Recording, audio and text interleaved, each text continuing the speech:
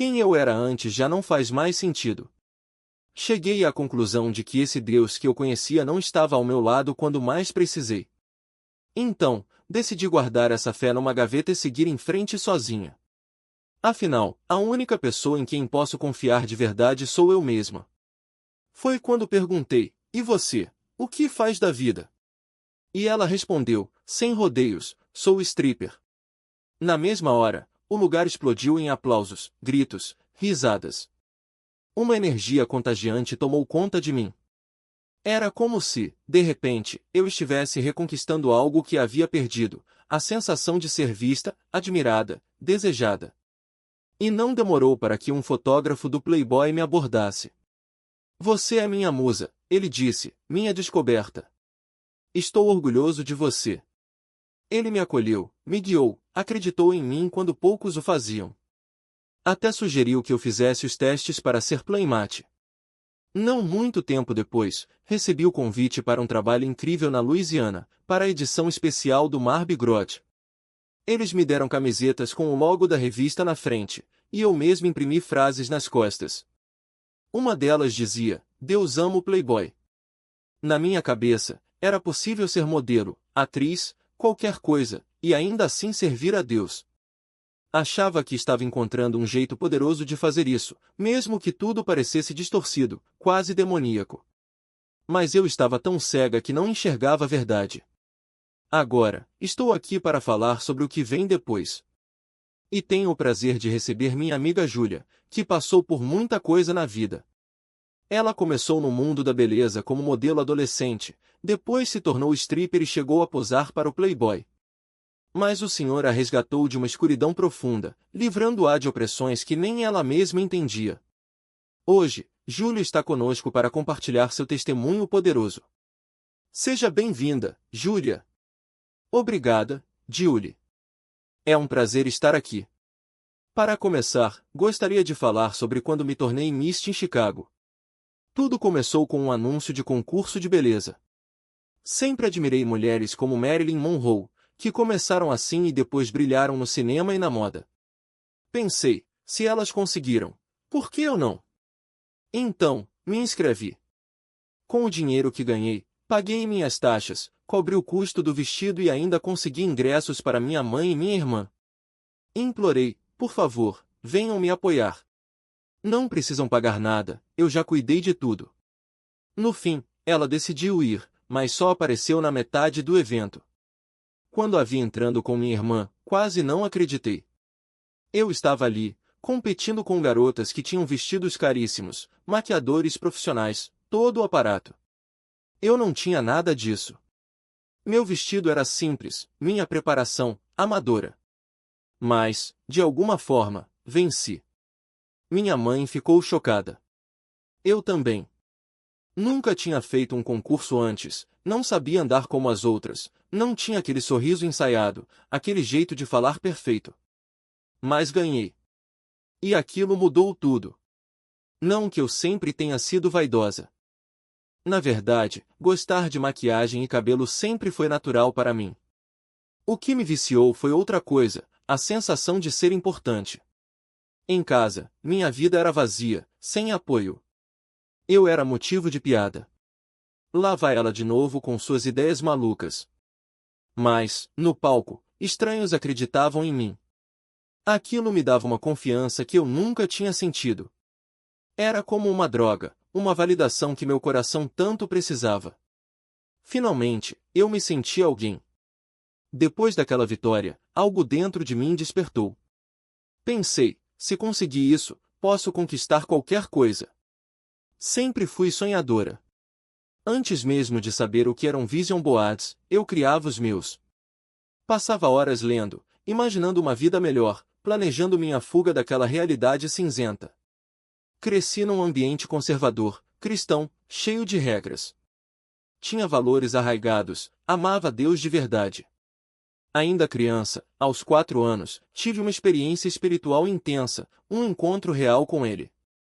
Queria servi-lo, ser missionária. Mas, ao mesmo tempo, queria escapar daquela rotina sufocante, viver algo grandioso, cheio de cor e alegria. Eram dois desejos conflitantes dentro de mim, um, de buscar a Deus, o outro, de me libertar. Os concursos de beleza se tornaram minha fórmula para o sucesso. Participei de vários, sempre vencendo. Fui Miss Petita Illinois, depois Miss Wine Tropic Chicago, um concurso enorme. Cheguei a viajar para o Havaí, onde conheci o Playboy. Era como se cada vitória me aproximasse de um futuro brilhante. E o mais incrível é que eu era baixinha, tenho apenas 1,47 m, e a maioria dos concursos exigia altura. Mas eu compensava. Aprendi a andar em saltos altíssimos, me alongava para parecer mais alta nas fotos, usava tudo o que tinha a meu favor. Era a minha chance de sair dali. Aos 15 anos, fui a um evento de cabelo. Minha criação foi super protegida, então eu era mais imatura do que as outras garotas da minha idade. Estudava numa escola pequena, com apenas 35 alunos na minha turma. Não tinha vivência, não sabia lidar com o mundo real. Imagine uma menina de 11 anos, na cabeça, num salão cheio de modelos mais velhas, de 20 e poucos anos. Foi lá que conheci um rapaz lindo, de 19. Ele se interessou por mim, o que me deixou completamente deslumbrada. No mesmo dia, ele convenceu todo mundo a cortar meu cabelo. Eu tinha fios longos, e eles os transformaram num corte curtíssimo, quase raspado. Fiquei arrasada. No palco, na frente de todo mundo, tentei não chorar, mas por dentro estava humilhada. Pensei, agora que meu cabelo está horrível, ele vai me deixar em paz. Mas não. Ele continuou ali, o dia todo, me cercando. Minha mãe, quando soube, disse ao meu pai, vigia ela de perto. Mas já era tarde demais. E me deixou completamente perdida. Minha mãe implorou ao meu pai, siga ela, vá buscá-la, estou muito preocupada.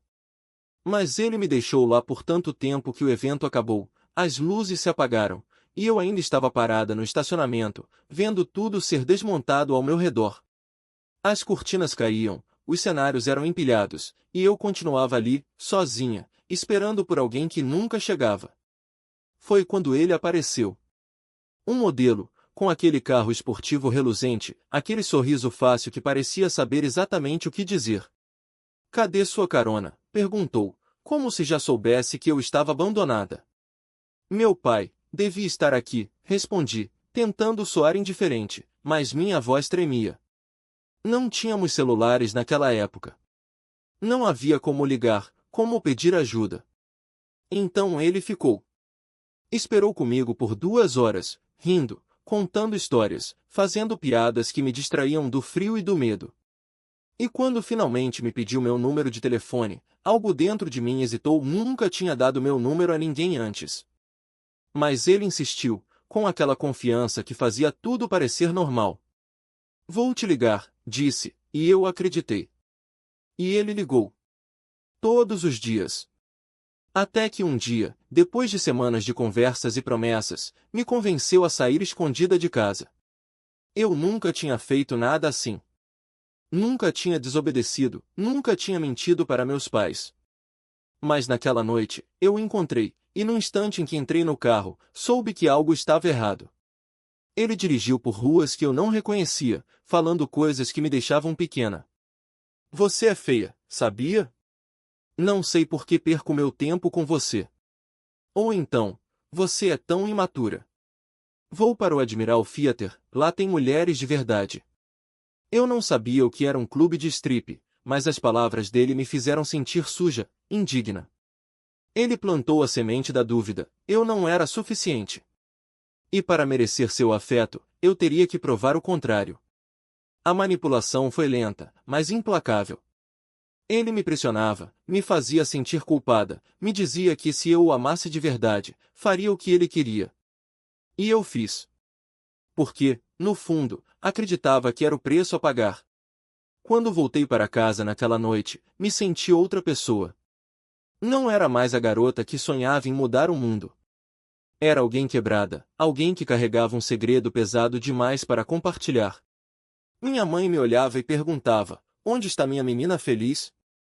Você era a sonhadora, a que acreditava em tudo. Mas eu não podia contar. Como explicar algo que nem eu entendia? Na minha escola, não havia educação sexual. Éramos ensinados apenas a evitar tudo, nem segurar a mão de um garoto era permitido. Então, como eu poderia confessar o que tinha acontecido? Se soubessem, me expulsariam. E assim, enterrei tudo. Enterrei tão fundo que achei que nunca mais veria a luz. Os anos passaram, e eu tentei seguir em frente. Mas algo em mim tinha mudado. Eu não era mais a mesma. Quando chegou a hora de ir para a faculdade, meus pais não tinham dinheiro, nem incentivo. Como vamos pagar? Eles diziam. Mas eu não podia desistir. Se tinha conseguido vencer um concurso de beleza, poderia vencer isso também. Só que meu corpo e minha mente não cooperavam. Tinha uma deficiência de aprendizagem descálculia, algo que bagunçava números, espaços, direções. Na faculdade, eu me perdia nos corredores, chegava atrasado às aulas, fracassava em matérias básicas que todos pareciam dominar. As contas se acumulavam, e eu me perguntava, vale a pena? Estou afundando em dívidas por algo que nem consigo entender. E então veio o choque cultural. Eu tinha estudado em uma escola cristã com 35 alunos na turma inteira. Nunca tinha ouvido rock, nunca tinha usado jeans. De repente, estava em uma universidade enorme, cercada de pessoas que sabiam de coisas que eu nem imaginava. E o pior, eu não sabia nada sobre meu próprio corpo. Nada sobre sexo, nada sobre limites. Era como se tivesse sido jogada no meio de um jogo cujas regras ninguém me explicou. A ansiedade me consumia. Não dormia, não comia direito, me sentia perdida em todos os sentidos.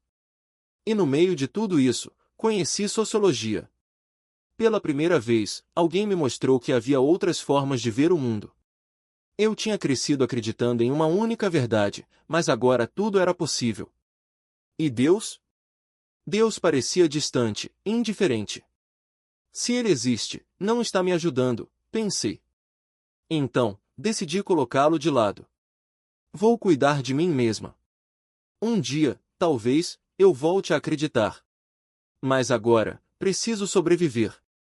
Foi quando conheci ela. Uma garota do campus, com unhas perfeitas, uma bolsa cara e um sorriso que dizia, a vida é fácil.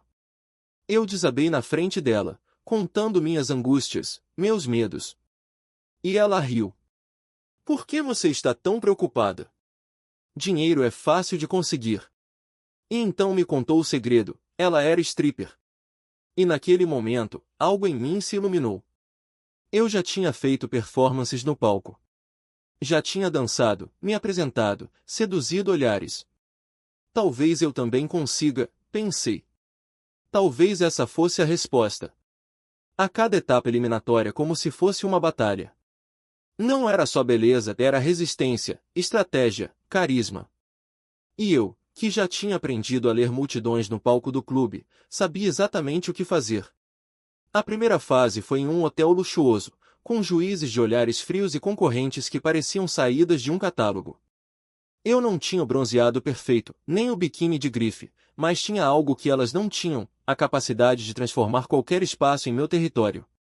Quando subi no palco, não sorri como as outras, eu vivi o momento. Cada passo era uma performance, cada olhar para a plateia, um convite. E funcionou. Passei para a próxima etapa. A segunda fase foi em uma praia, com areia nos pés e o sol queimando a pele.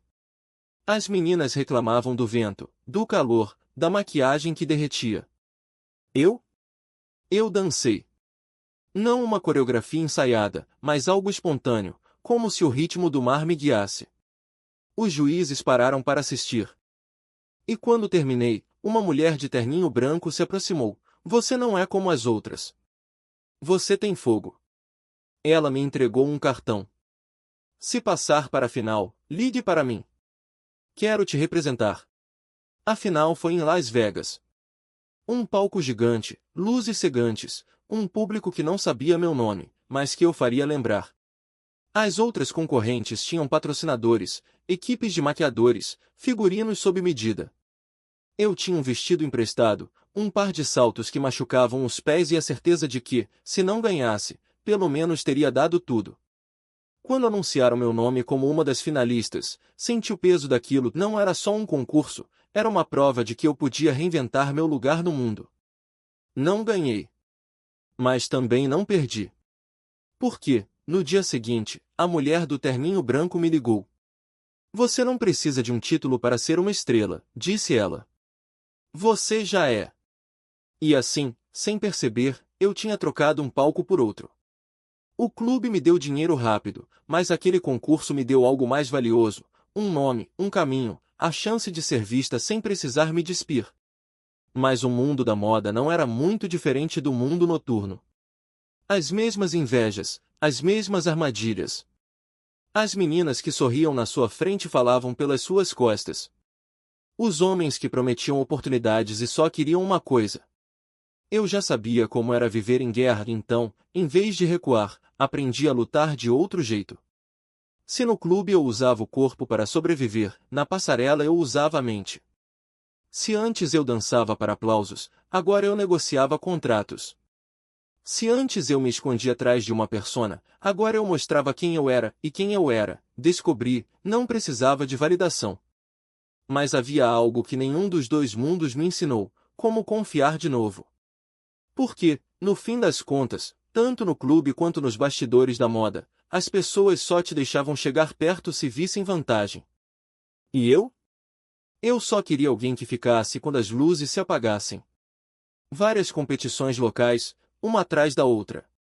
5, 6 cidades diferentes, e em cada uma delas eu tinha que vencer. Vencer para chegar ao estado. Vencer para ser notada. E eu venci. Ganhei o título, fui levada para o Havaí, e foi lá que o Playboy me encontrou. Um dos jurados me puxou de lado e disse: temos um escritório em Chicago. Gostaríamos que você viesse para um teste.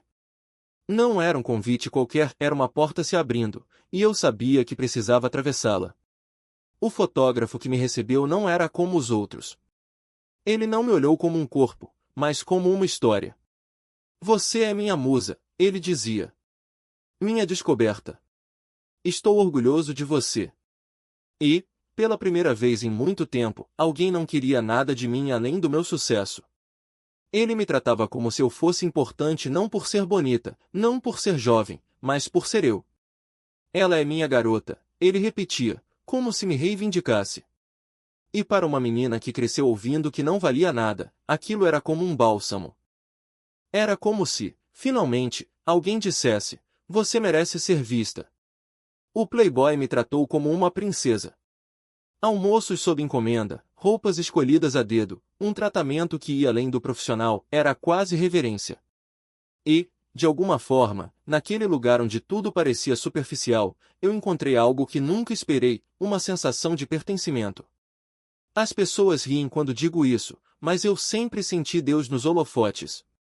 Porque, no fundo, o que é ser tratada como uma princesa senão um reflexo do amor que ele tem por nós?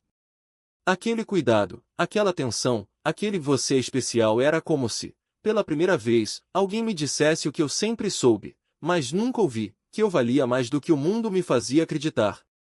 Trabalhei duro. 3 anos de capas de revista, calendários, prêmios de favorita dos fãs. Eu era boa no que fazia, e eles sabiam disso. Mas havia uma regra não escrita: se você já era uma modelo especial, se já tinha feito o circuito de ensaios mais ousados, não podia ser uma playmate. Você não é mais fresca, me disseram. Já está estabelecida demais. E eu, que tinha me dedicado tanto, que tinha dado tudo àquela empresa, percebi tarde demais que talvez tivesse trabalhado contra mim mesma. Que, sem querer, tinha me tornado previsível. Até que, de repente, tudo mudou. Um convite para um teste, o teste. O fotógrafo-chefe em pessoa pediu por mim. Era a chance que eu esperava, a edição de Mardi Gras, em Louisiana. Um trabalho dos sonhos. E, no meu coração, eu já tinha um plano. Um plano para sair da dança, para comprar um prédio de apartamentos, para viver de aluguéis e nunca mais depender daquela vida. Deus, eu consegui, pensei. Finalmente vou poder te servir. Porque, no fundo, eu sabia que aquele mundo me consumia. Sabia que, Por mais que eu tentasse me manter limpa, sem bebida, sem drogas, sem me vender, a escuridão estava lá, esperando. Então, quando eles me mandaram as roupas do Playboy, eu as transformei. Cortei, costurei, imprimi frases nas costas. E em uma das camisetas, escrevi: Deus ama o Playboy. Porque eu queria ser a garota que provava que dava para ser as duas coisas. Que dava para estar naquele mundo e ainda assim carregar a luz. Você pode ser modelo, atriz, dançarina, e ainda servir a Deus, eu pensava. Que mensagem mais poderosa do que essa? Mas eu não entendia. Não naquele momento. Porque, quando pisei em Louisiana, algo estava errado. O ar pesava. Literalmente. Desci do avião e senti como se mãos invisíveis me empurrassem para baixo. Minha respiração ficou curta, minha cabeça girava. Deve ser o cansaço, tentei me convencer. Ou a empolgação. Mas, no hotel, precisei me deitar. Algo não estava certo. Eu não me sentia eu mesma. E, enquanto caminhava pelos corredores, uma voz dentro de mim sussurrava: isso não é normal. Mas eu ignorei. Porque, naquele momento, eu já tinha terminado com meu namorado, descobri que ele me traía, e a dor daquela traição ainda queimava. E, no meio de tudo, eu só queria provar que podia ser forte. Que podia vencer. Que podia, finalmente, ser livre. Estava em pânico. Os assistentes correram para me segurar, as modelos ao lado trocaram olhares assustados, e o fotógrafo gritou para alguém chamar um médico. Mas eu não conseguia responder. Minha mente estava em outro lugar, ou melhor, em lugar nenhum. Era como se meu corpo tivesse se desligado, mas minha alma ainda lutasse para entender o que estava acontecendo. E então, veio a escuridão. Quando acordei, estava em um quarto de hospital. Tubos, monitores, vozes abafadas. Uma enfermeira me disse que eu havia sofrido uma reação alérgica grave, que meu corpo simplesmente não aguentou. Mas eu sabia que não era só isso. Não era só o pó, não era só o álcool, não era só o que quer que aquele estranho me oferecerá na rua. Era algo mais profundo, algo que eu vinha ignorando há muito tempo. Era como se todas as minhas escolhas, desde a traição, desde a negação, desde o momento em que decidi afogar a dor em vez de enfrentá-la, tivessem se acumulado até explodir ali, naquele set de fotos. E o mais assustador? Enquanto eu estava deitada naquela cama, com a cabeça latejando e o corpo fraco, uma parte de mim ainda sentia alívio.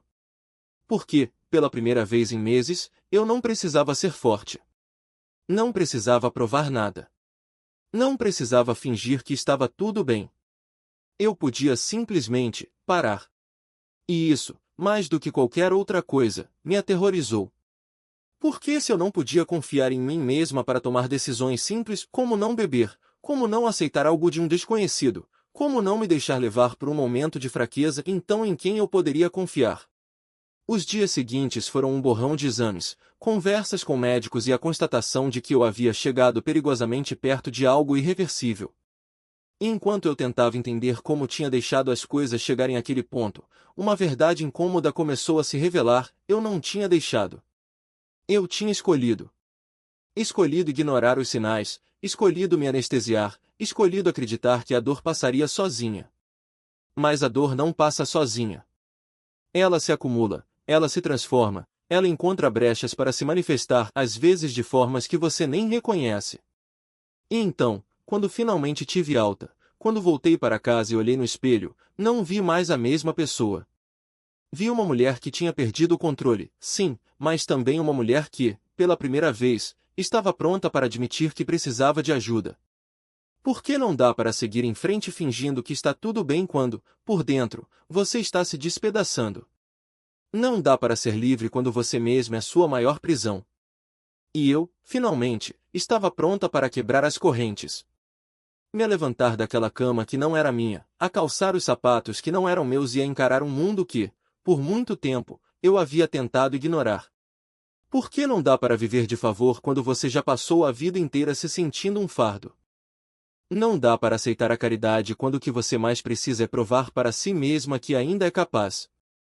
E foi assim que comecei a trabalhar. Não em algo grandioso, não em algo que pagasse as contas de imediato, mas em algo que me lembrasse que eu ainda tinha mãos, pernas e um cérebro que funcionava. Lavei pratos em um restaurante sujo, onde o cheiro de gordura impregnava até os ossos, mas onde, pelo menos, eu podia contar as horas até o fim do expediente. Cada prato limpo era uma pequena vitória. Cada gorjeta de $1 deixada na mesa era a prova de que alguém, mesmo que anonimamente, reconhecia meu esforço. E eu precisava disso. Precisava daquela sensação de que, por mais insignificante que fosse, eu ainda contribuía. Porque quando você perde tudo, até a menor das conquistas se torna um farol. Mas não foi fácil.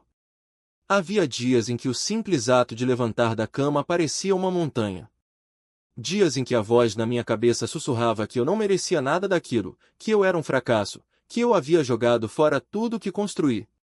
E nesses dias, eu olhava para o pulso, para aquele bracelete que brilhava mesmo na penumbra do meu quarto, e me agarrava à lembrança daquela amiga que não desistiu de mim.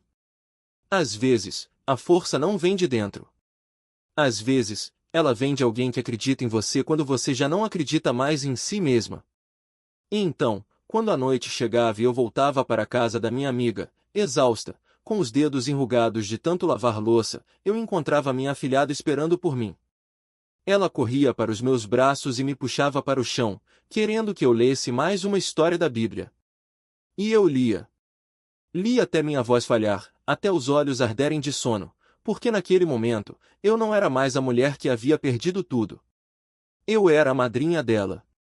Eu era alguém que importava. E isso, por si só, já era um recomeço. Mas eu sabia que não podia ficar ali para sempre. Não podia depender da generosidade dos outros, por mais que eles insistissem. Então, comecei a procurar algo mais. Algo que me desse não só um salário, mas uma razão. E foi assim que encontrei um curso de maquiagem. Não era o que eu sonhava, não era o estrelato que eu havia perseguido, mas era um ofício.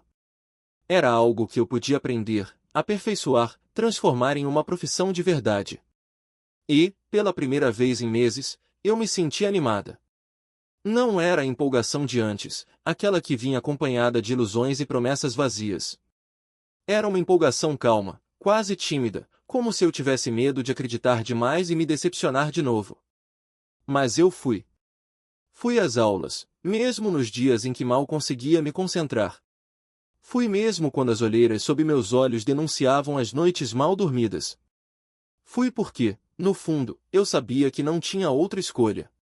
E, aos poucos, algo começou a mudar. Não foi da noite para o dia. Não foi como nos filmes, onde tudo se resolve em um piscar de olhos. Foi devagar, como a maré que sobe sem fazer barulho. Primeiro, foram os elogios das professoras. Depois, foram os primeiros clientes, mulheres que confiavam em mim para realçar sua beleza.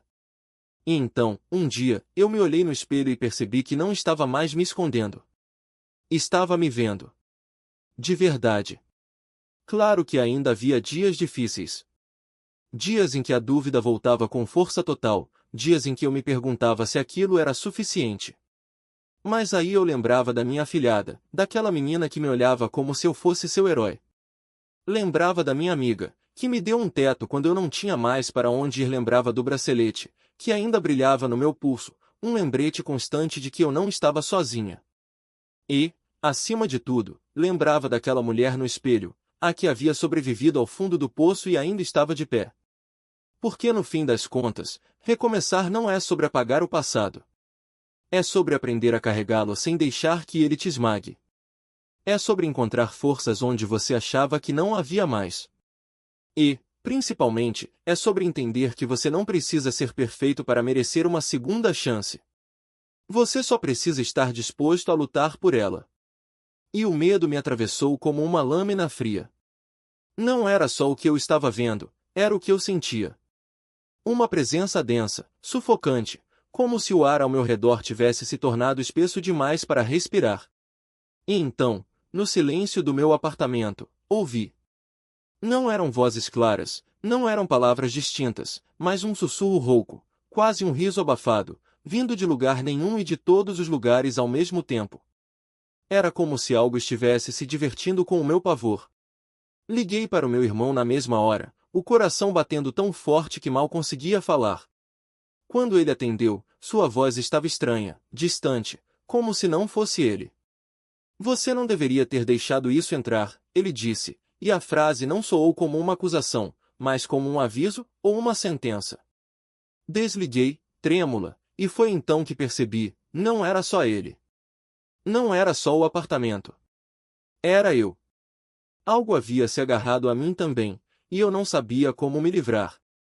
Os dias seguintes foram um pesadelo acordado.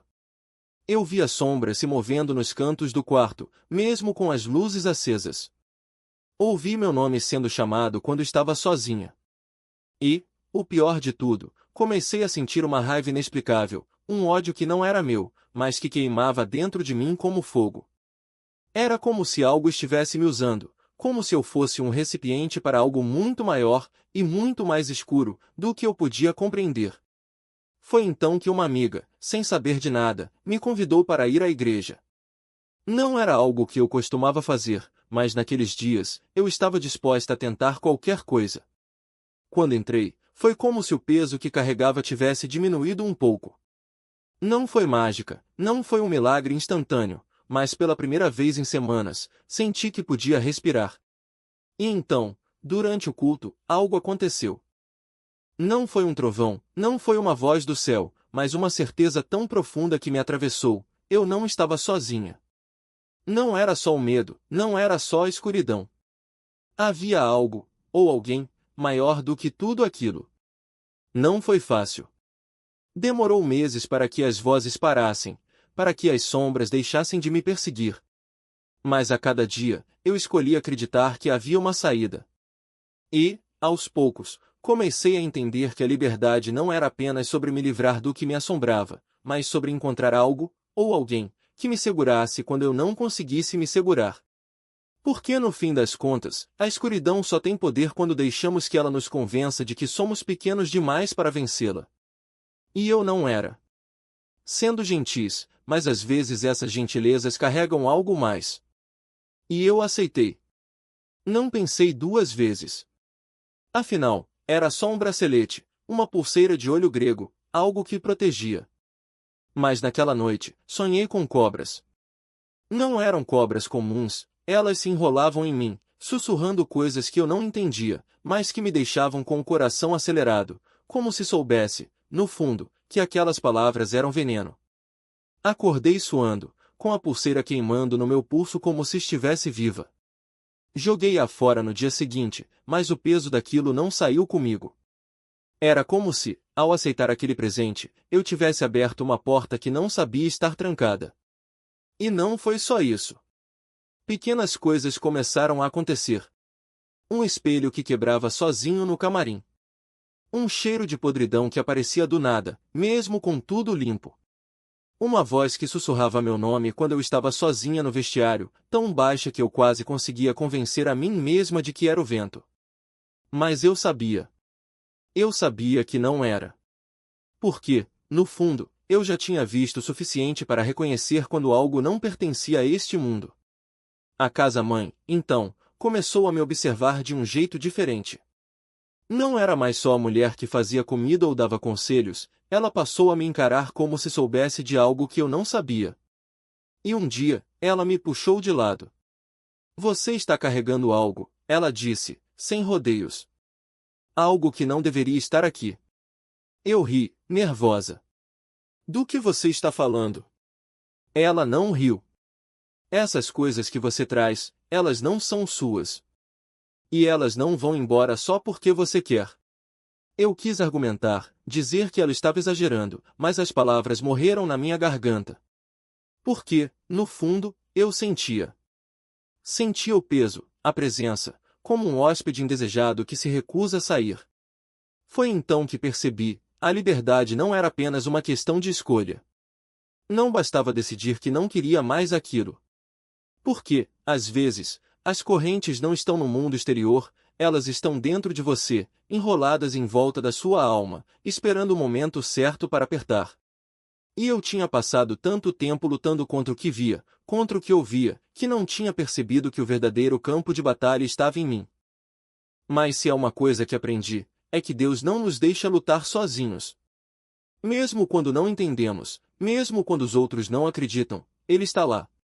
E às vezes, a vitória não é sobre expulsar tudo de uma vez, é sobre escolher, dia após dia, não dar espaço para a escuridão. É sobre fechar as portas que você não deveria ter aberto. É sobre deixar que a luz entre, mesmo que aos poucos, mesmo que doa. Porque no fim das contas, a possessão não é só sobre demônios gritando ou corpos se contorcendo. Às vezes, é sobre algo muito mais sutil, uma voz que te convence de que você não merece ser livre. E a única maneira de vencer isso é lembrar que você foi feito para a luz. Mesmo que, por enquanto, você ainda precise lutar para encontrá-la. Não se trata de gentileza. Você pensa, isso é um presente. Isso é bondade. Mas algo dentro de você sussurra, incansável, não coloque. Não coloque. Você guarda no armário, tenta esquecer. Até que, um dia, não aguenta mais. Olha nos olhos dela e diz, desculpe, mas não posso usar isso. Ela quebra. Ela compra outro. E você, de novo, sente aquele peso no peito, aquele aviso que não se cala. Não coloque. Não coloque. Então você devolve. Porque, no fundo, sabe que algumas coisas não são para você. E havia outras como ela. Mulheres que vasculhavam escovas, roubavam fios de cabelo, que carregavam sombras onde quer que fossem. Você escondia suas coisas, trancava o que podia, mas como vigiar tudo? Quando alguém quer te alcançar, encontra um jeito. E elas estavam por toda parte no trabalho, nas amizades, nas entrelinhas da confiança. Sua amiga, aquela que traiu você com seu namorado, era uma delas. Mas você estava do lado bom dela, não é? Então se aproximou, ajudou-a a conquistar as outras, porque todos tinham medo. E, de repente, você era a ponte. Se Júlia confia nela, deve ser legal. E assim, sem perceber, você se tornou o escudo humano de alguém que carregava veneno nas mãos. No começo, ela vestia preto. Tudo nela cheirava a algo antigo, a algo que não devia ser nomeado. Falava de Santa Muerte como se fosse uma amante, não uma entidade. Você não entendia a gravidade até se mudar para a casa dela. Quando a crise chegou, ela ofereceu abrigo. Júlia, sinto muito pelo que fiz. Quero compensar. E você, sempre querendo acreditar no melhor das pessoas, aceitou. Não precisa, só me deixar ficar aqui já é ajuda suficiente. Mas ela insistiu. Quero te abençoar. Como recusar uma bênção? Pareceria ingratidão. Então você concordou, mesmo sem saber o que aquilo significava. O mentor dela era a mãe do namorado, uma mulher que morava no porão de um sobrado em Santória. Um lugar estranho, onde o concreto havia sido quebrado para expor a terra nua porque, segundo ela, a energia da terra era sagrada. Você foi convidada para uma sessão de cura. Imaginou algo suave, talvez um pouco de fumaça, mãos que passavam perto do seu corpo sem tocar. Mas não era isso. Te levaram para baixo. Pediram que trocasse de roupa, que vestisse branco. Reserve o dia todo, disseram. Vai ser longo. E então você se viu sentada no chão de terra, vendada, com algo pesado na cabeça, argila, talvez. Um pano enrolado ao redor do crânio. O cheiro de ervas queimadas. O som de um frango correndo em círculos, asas batendo no ar. Depois, silêncio. E então, calor, sangue escorrendo pelos seus ombros, pelas suas costas. Você não via, mas sentia. A viscosidade, o cheiro metálico. Seu coração disparou. O que está acontecendo? Não era isso que me disseram. Te mandaram lavar tudo com sais, com líquidos que não reconheceu. Te deram contas. Estamos te convidando para ser sacerdotisa. Você tem um domingo. Isso será poderoso, mas precisa aceitar. Você segurou as contas, entrou no banheiro, e de repente, uma onda de tristeza te afogou. O que estou fazendo aqui? Sangue em mim. Isso está errado. Lembrou-se de Deus, de como aquilo não podia ser o caminho dele. Mas também lembrou da amiga, de como não queria magoá-la. E essa foi a sua maldição, sempre colocando os outros antes de si. Como quando perdeu a virgindade por não saber dizer não. Como quando deixou pessoas tóxicas entrarem na sua vida só para não as verem sozinhas. Sou só um depósito de lixo para quem não presta, pensou. Mas então, algo se ergueu dentro de você. Uma voz mais forte que o medo de desagradar. Não posso aceitar. Você saiu do banheiro, lavada, e devolveu as contas. Não posso. Desculpe. Ela insistiu. Pense bem. Dê um tempo. Mas você já tinha pensado. Não. Não quero nem tocar nisso. E devolveu. O filho dela, namorado da sua amiga, era um dos seus poucos amigos verdadeiros no clube. Um segurança que te tratava como irmã. Sempre dizia, você vai fazer algo grande na vida. Sinto isso. E quando você saiu daquele porão e contou que não podia seguir adiante, ele sorriu. Eu sabia que você não ia conseguir. Isso não é para você. Não houve raiva, não houve decepção. Apenas alívio. E, olhando para trás, você entende, até ele, mesmo sem fé, foi usado para confirmar que você estava no caminho certo.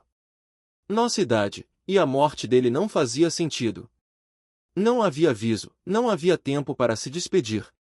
Só um vazio repentino, como se o chão tivesse se aberto sob os nossos pés.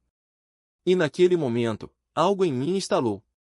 Não era só tristeza, era um pavor profundo, uma pergunta que não calava. E se fosse eu?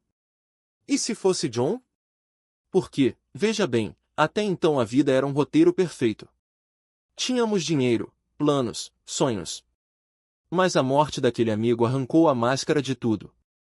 De repente, o apartamento que estávamos construindo, os investimentos, os projetos, nada daquilo importava se um dia simplesmente parássemos de respirar. E foi aí que o medo começou a sussurrar, você está brincando com fogo. Você sabe que não é isso que Deus quer para você. Mas eu resisti. Afinal, John e eu éramos felizes. Ele me entendia como ninguém, me apoiava em tudo. Quando eu dizia que queria sair da indústria, ele não ria, não julgava, apenas ouvia. E eu pensava, se Deus me deu esse homem, é porque ele sabe que estou no caminho certo. Só que, no fundo, eu sabia que não estava. Porque toda vez que eu olhava para o espelho, via uma mulher que tinha trocado sua alma por segurança. Uma mulher que, mesmo depois de tudo, ainda se agarrava ao que era fácil. E então veio Louisiana. Playboy me chamou para um evento. Era uma daquelas oportunidades imperdíveis, viagens pagas, festas exclusivas, o tipo de coisa que, anos antes, eu teria aceitado sem pensar duas vezes. Mas agora? Agora eu hesitava. Porque, pela primeira vez, eu sentia que algo estava errado. Não era só o cansaço, não era só o medo de voltar ao passado. Era como se uma voz dentro de mim gritasse, não vá. Não faça isso. Mas eu fui. E foi lá que tudo desmoronou. Não de uma vez, não com um estrondo. Foi pior. Foi como um veneno lento, que começou com pequenas coisas. Um olhar estranho de um fotógrafo. Uma piada que não era piada. Uma pressão súbita para aproveitar a noite. E de repente, eu estava de volta àquele porão, aquela sensação de que meu corpo não era meu. Só que agora não havia ninguém para me salvar. John não estava lá. Deus, aparentemente, também não. Foi quando os demônios acordaram. Não aqueles com chifres e rabos, não. Eram piores. Eram os que se escondiam nas minhas próprias dúvidas, nas minhas escolhas, nas minhas justificativas. Você precisa disso. Você gosta disso. Você é forte o suficiente. E eu acreditei. Porque, no fundo, eu ainda não tinha entendido uma coisa: a liberdade não é fazer o que você quer. É fazer o que você deve. E ali, em Louisiana, eu entendi que estava perdendo a guerra. Não contra o mundo, contra mim mesma. Porque, no fim das contas, o inimigo não precisa de um ritual para te destruir. Ele só precisa que você acredite que está sozinha. Que você merece menos. Que a graça é para os outros, não para você. Mas aí algo aconteceu. Algo que eu não esperava. No meio daquele caos, no meio daquela escuridão, eu ouvi uma voz que não era minha. Uma voz que dizia: você já foi resgatada. Agora é hora de viver como quem sabe disso. E pela primeira vez em anos, eu parei. Respirei. E decidi que, não importava o que acontecesse, eu não voltaria atrás. Porque, no fim das contas, a redenção não é um momento. É uma escolha. Todos os dias. Do que um sussurro insistente. Uma voz que não pedia, ordenava. Faça. Agora. Acabe com isso. E eu senti a pressão crescer dentro de mim, como se cada célula do meu corpo estivesse sendo espremida por mãos invisíveis, implorando para que eu cedesse. Porque era isso que eles queriam, não apenas a minha rendição, mas a minha aniquilação. Mas então, no meio daquele turbilhão de caos, algo inesperado aconteceu. Algo que não vinha de mim. Uma lembrança, nítida, como se tivesse sido gravada a fogo na minha mente, surgiu do nada. Era a imagem da minha mãe, ajoelhada ao lado da minha cama quando eu era criança, segurando minha mão enquanto eu chorava por um pesadelo. Deus não vai deixar nada te tocar, ela dizia, com uma convicção que eu nunca tinha entendido até aquele momento. E de repente, eu sabia. Não era fé cega. Era uma certeza tão profunda que queimava mais forte do que o desespero. Então eu lutei. Não com gritos, não com força física, porque eu não tinha mais nenhuma, mas com algo que eles não esperavam: recusa. Recusem obedecer. Recusem acreditar que eu estava sozinha. E cada vez que a voz dizia pule, eu me agarrava ao chão. Cada vez que ordenava quebre, eu fechava os punhos e respirava. Porque, no fundo, eu já sabia a verdade, eles só tinham poder sobre mim se eu deixasse. Eles não podiam me tocar. Não de verdade. O que veio depois foi uma guerra. Não de corpos, mas de vontades. Minha mãe chegou com o pastor, e eu vi o medo nos olhos dele, não de mim, mas do que estava acontecendo dentro de mim. Ele não entendia. Ninguém entendia. Mas ela sim. Ela já tinha visto aquilo antes, no meu irmão, e sabia que não era loucura. Era algo mais antigo. Mais sombrio. E quando ele disse ela está louca, eu quase acreditei. Porque a dor era real. O cansaço era real. A sensação de estar sendo rasgada por dentro era real. Mas então minha mãe segurou meu rosto entre as mãos e disse: você não é isso. Você é mais forte. E naquele momento, eu escolhi acreditar nela. Porque a redenção não é um milagre que cai do céu. É uma batalha que você decide travar, mesmo quando tudo dentro de você grita para desistir. E eu decidi lutar. Não porque fosse fácil, mas porque, pela primeira vez, eu entendi que não estava sozinha. Havia algo, ou alguém, lutando ao meu lado. E isso fazia toda a diferença. Que me destruísse. Aquela voz não queria apenas me ferir, ela queria me apagar. E eu quase deixei. Quase obedeci quando sussurrou: pule agora. É sua chance. Acabe com isso. Não porque eu quisesse morrer, mas porque o tormento era insuportável. Eu só queria silêncio. Então, em um momento de desespero, pulei de um carro em movimento. Não era loucura. Era sobrevivência. Uma tentativa desesperada de calar o que me rasgava por dentro. E quando meus pais me olhavam com medo, quando sussurravam ela está fora de si, eu entendia. Mas ninguém via o que eu via. Ninguém ouvia o que eu ouvia. As igrejas que procurei ofereciam orações genéricas, correntes de libertação que não tocavam no cerne da minha dor. Meu marido, na época, não acreditava. Isso é coisa da sua cabeça, dizia. E eu, envergonhada, implorava a uma amiga que me levasse, até perceber que minha agonia a assustava. Foi então que ouvi, clara como nunca, a voz dele: nós podemos fazer isso sozinhos. Como? Perguntei, incrédula. Você não precisa de rituais. Minha palavra é o seu remédio. E ele me mostrou o caminho, não uma fórmula mágica, mas uma disciplina brutal. Jejuem da TV, do rádio, das conversas vazias. Alimentem-se da minha verdade até que ela seja a única coisa que resta em você. Então, imprimi versículos sobre perdão, rejeição, ira, tudo o que me envenenava. Ouvi a Bíblia em CD enquanto dirigia, enquanto esperava na fila do supermercado, enquanto meu marido assistia ao noticiário no outro cômodo. Coloquei tampões nos ouvidos para não ouvir nem o som da televisão. Nada mais pode entrar em você agora, ele disse. Só eu. E então, veio a libertação. Não como eu esperava, com gritos e exorcismos, mas em silêncio. No meio da noite, sentia minha boca se abrir sozinha, algo rastejar para fora como um inseto, uma serpente quente subir pela minha perna e sair pelos meus lábios. Às vezes, eram 3, 4 coisas de uma vez. Durante 2 anos, isso aconteceu. Não era histeria. Era purificação. Você está aprendendo a se livrar sozinha, ele me disse. Porque o inimigo teme uma mulher que conhece a autoridade da minha palavra. E é por isso que ele faz de tudo para nos afastar dela. Liga o telefone na hora do devocional. Enche nossa mente de distrações.